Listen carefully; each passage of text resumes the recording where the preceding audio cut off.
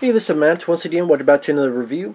This is a paid request, this time for Jonathan Lindsey, who wanted me to review episode 4 of the Dark Crystal Age of Resistance.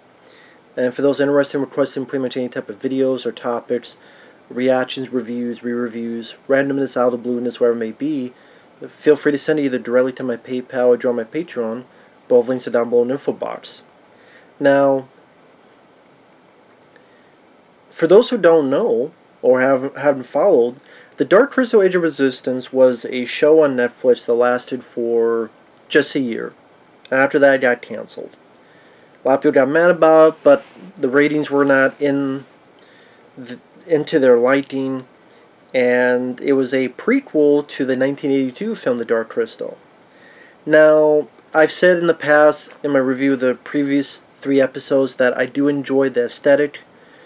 I enjoy that a lot of it's done with practical puppetry.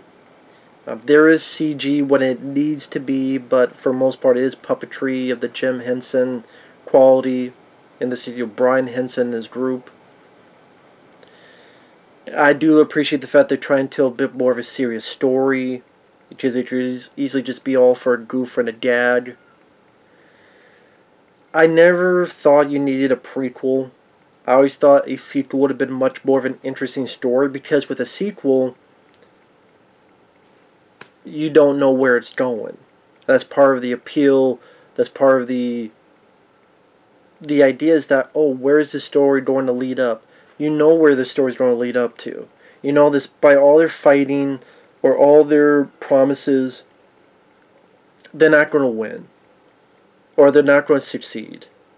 Or they're not going to succeed at least for a long while. Because it's been many years, and then you have the film The Dark Crystal, where one thinks he's the only Delphine left. This girl thinks she's the only Delphine left. They meet, boom, boom, boom. That all happens.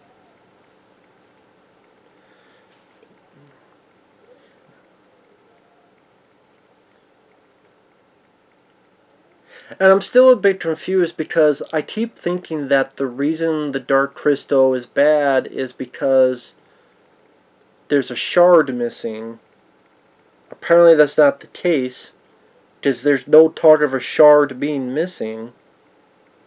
Does that what it seem like in the original film? The reason the Dark Crystal got dark is because this shard is missing. When you put the shard back, and then also a convergence, they'll be fine.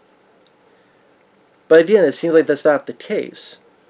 So if that's not the case, because we do finally meet the good guys. Like, remember that the original film, you had the bad guys, the Skeksis, but then you had the old mystics.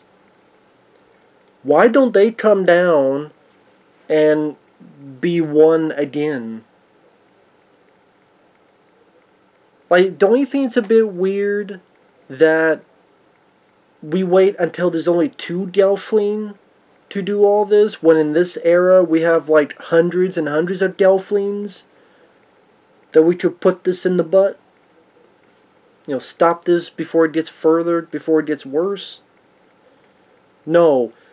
Instead of doing it now, we wait until fucking there's only 2 Delphine left, instead of here where there's like dozens, and there's like 7 clans of Delphine, supposedly. At least as it said, 7 of them. So that still, I don't know, bugs me a bit. Again, so it's not the shard, it's this other stuff that's dark in the crystal, even though I thought the original film, they made it so apparent it was that shard that was missing. And if there's a shard missing, they'd never mention a shard being missing, a piece of it being missing.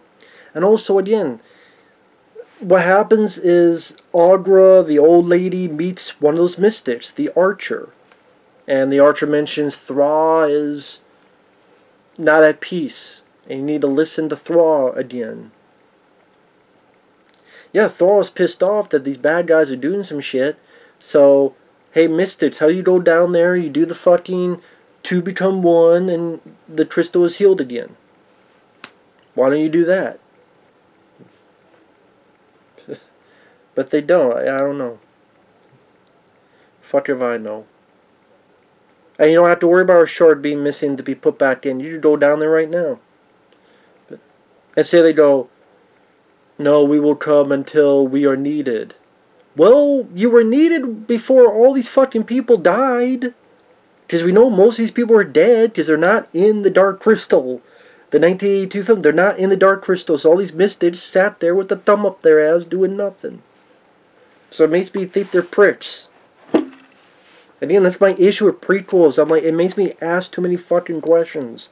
And now that there's no fucking season 2, there's going to be a lot more questions.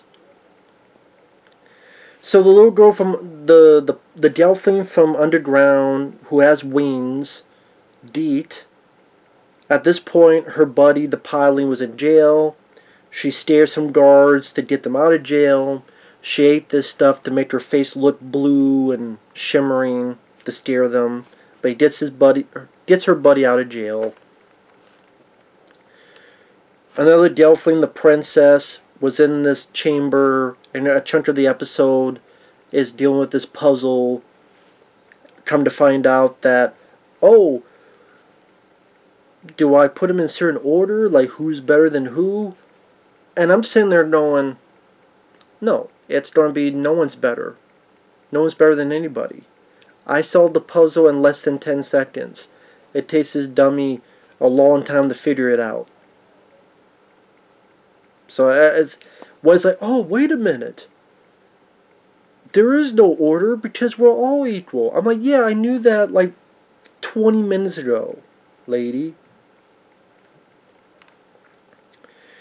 The creatures, the Stetses, have this disgusting dinner that I don't know if you need to be that disgusting. One's like cutting his finger.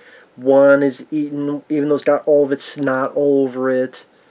I'm like, we already got the idea that these creatures are disgusting when the way they look like fucked up vultures, and they've murdered someone and drink their essence. At this point, we've established how disgusting they are. This just seems arbitrary and just filler. And that's one of my issues with the show. I don't hate the show. It's just the reason I don't love it is that, like a lot of these Netflix stuff, some of the shit don't need 10 episodes. Imagine you took the 1982 movie The Dark Crystal, but you try to stretch it out to 10 episodes. And like 50 minutes apiece. No, it works for its 90-some minute running time. This movie, I mean, I keep saying movie. It should have been just a movie that was tighter paced. This would be like stuff if you were trying to make a movie, oh, let's cut that scene out with the dinner scene. Because it didn't further anything. It was just, okay, they're being disgusting. They've been disgusting before. They set some creature out to cut one of their Stetsy's eyeballs out. So the Chamberlain, he's been an annoying prick. Nothing's being done. So the leader says, fuck you, you're done. The general's going to be my second hand. And the general beats the shit out of Chamberlain, smashes his hand. I'm like, good. He's an annoying twat. But you know he doesn't die, the Chamberlain. You know he's going to be fine because he's in, again, the 82 film. Now, there's stuff I like. I like the aesthetic. I like when the princess finally figures out this puzzle. This helper is made, and it's made out of stones. It's like, imagine a bunch of stones put together in sort of a shape of a dinosaur type of creature. And the way it talks, there's markings on the wall, and it scratches it as it goes by like a record. So you see this thing is going, and he puts his finger on it as it's going. And like a record, that's how it's able to speak. I thought that was really clever. That idea of speaking by that was clever. The look of it, I thought looked cool. I thought it was creative. Simple, but creative. And I'm okay. I like that. I like that little bit of imagination being used.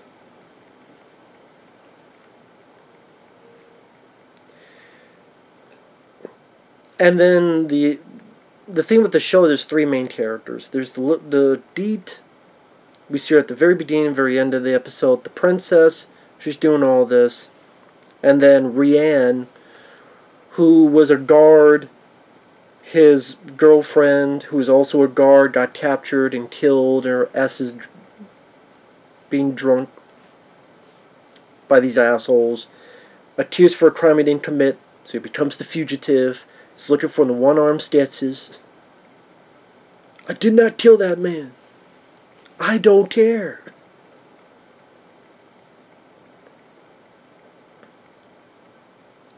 I didn't kill my girlfriend. I don't care. Well, that movie, I didn't kill my wife. I mean, I'm just thinking of the fugitive.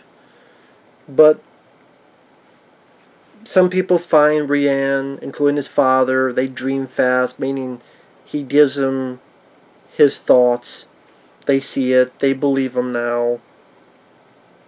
They come up with a plan. And the finale is the father and the son fighting the Stetzes, which is cool that, yeah, the Stetzes, that was a bit of a hunter, had like a skull for a mask. We're trying to hunt them down. Great with the puppetry. There's only so much you can do with a sword fight, because it's still a puppet, and the Delphine are puppets that don't have a lot of facial... They don't have a lot of facial reactions. They'd be very stiff, so they can't do a whole lot. So they can't exhibit too much fear or emotion. So they're a little bit lacking in that. And again, because they're a little puppet, they have the sword, they can only do so much. So they're limited in what they can do. But it's still kind of fun to see father and son fighting side by side.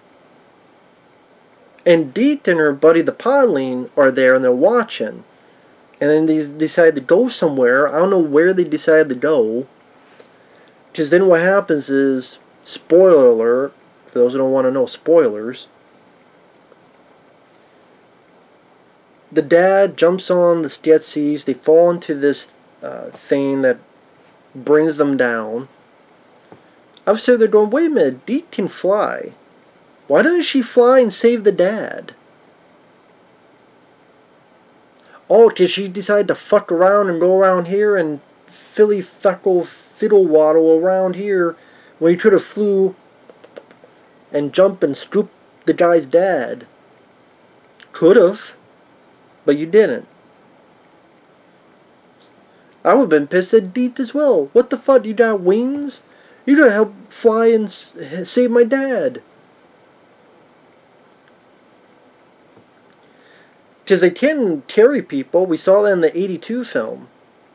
Where that Delphine with wings was able to pick up the guy and fly around. So they can pick up. They have the strength to do that. So again, it's like, why didn't Deet try to fly in and save the dad? Because the dad needed to die. I mean, oh, fuck you, Deet. Good job. And then it didn't matter because the hunter still got out, grabbed Rianne, and left. So the dad died for nothing, really. The dad died for nothing. The dad pushed his son out of the way. But then the hunter just got back out and grabbed Rianne and left. So the dad literally died for nothing.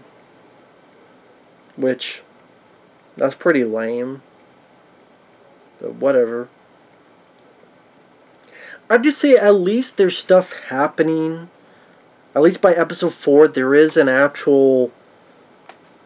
The plot is actually moving much faster forward.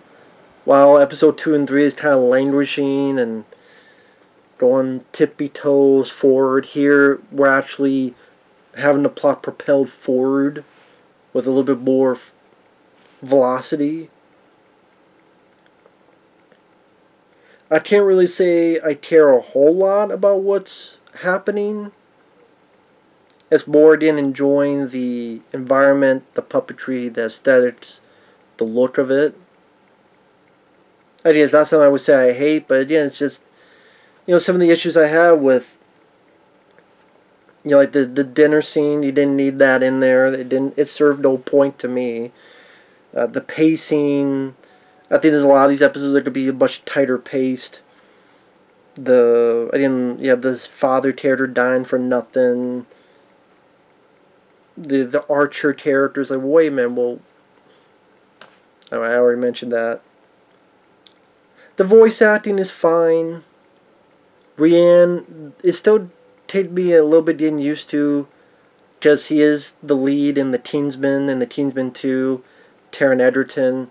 So I still keep getting reminded of that character when his voice comes out. But again, overall the voices are serviceable for what they need to be. Overall, again, I would say I liked this episode more than 3, because 3 felt like absolute filler and not like pointless, like you just skip it. Here, at least there's stuff going on, so at least there's that. But with that said, thanks for watching, take care, we'll see you guys later. Bye bye.